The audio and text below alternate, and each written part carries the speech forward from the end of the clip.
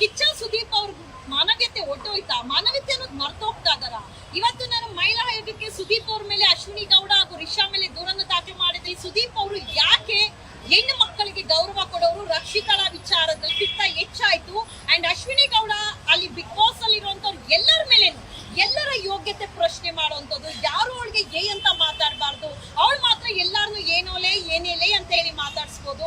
ಆದ್ರೆ ಅಶ್ವಿನಿ ಗೌಡನ ಮಾತ್ರ ಸಪರೇಟ್ ಆಗಿ ನೋಡ್ತಾ ಇರುವಂತ ಬಿಗ್ ಬಾಸ್ ರಿಯಾಲಿಟಿ ಶೋ ನಿಮ್ಗೆ ದೊಡ್ಡವ್ರಿಗೆ ಆಗಿದ್ರೆ ಯಾಕೆ ಪುಟ್ ಹೆಣ್ಮಕ್ಳನ್ನ ಬಡವ್ರನ್ನ ಕರ್ಕೊಂಡ್ ಬಂದು ಅವ್ರ ಮೇಲೆ ದೌರ್ಜನ್ಯ ಮಾಡುವಂತದ್ದು, ನಿಮ್ಮ ಒಂದು ಪ್ರಚಾರದ ತೇವಲಿಗೆ ಮಿಸ್ಯೂಸ್ ಮಾಡುವಂತ ಕೆಲಸಕ್ಕೆ ಮಾಡ್ತಾ ಇದೀರಾ?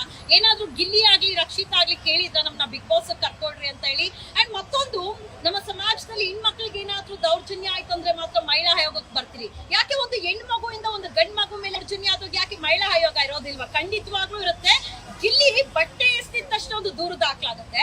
ಗಿಲ್ಲಿ ಮೇಲೆ ಅಲ್ಲೇ ಆದ್ರೆ ಒಂದು ಮಹಿಳೆಯಿಂದ ದೌರ್ಜನ್ಯ ಆಗಿದ್ರೆ ಅಲ್ವಾ, ಯಾಕಾದ್ರೂ ದೂರು ದಾಖಲಾಗಬಾರ್ದು? ಆ ದೂರು ಕೊಡುವಂತ ಕೆಲಸ ನಾನು ಮಾಡಿದ್ದೀನಿ. ರಕ್ಷಿತ ಬೆಳೀತಾ ಇರುವಂತ ಹೆಣ್ಣು ಮಗಳು, ಅವಳಿಗೆ ಅದಂತ ಕುಟುಂಬ ಇದೆ, ವೈಯಕ್ತಿಕ ಜೀವನ ಇದೆ. ಈ ತರ ನಿಮ್ಮ ಒಂದು ರಿಯಾಲಿಟಿ ಶೋಗೆ ಕರ್ಸ್ಕೊಂಡು ಅವಳನ್ನ ಮಾನಹಾನಿ ಮಾಡಿ ಕಳ್ಸಿದ್ರೆ ಅವಳ ಕುಟುಂಬದ ಗತಿ ಏನಾಗ್ಬೇಕು, ಅವಳ ವೈಯಕ್ತಿಕ ಜೀವನ ಏನಾಗ್ಬೇಕು? ಇದ್ರ ಬಗ್ಗೆ ಸುದೀಪ್ ಅವ್ರು ಯೋಚನೆ ಮಾಡಿದಾರ? ಯಾವ ಕಡೆ ಸಾಗ್ತದ ನಮ್ಮ ಸಮಾಜ? ಸುದೀಪ್ ಅವ್ರಿಗೆ ಸಾಮಾಜಿಕ ಜಾಲತಾಣದಲ್ಲಿ ಅತಿ ಹೆಚ್ಚು ಆಕ್ಟಿವ್ ಆಗಿರುವಂತ ವ್ಯಕ್ತಿ.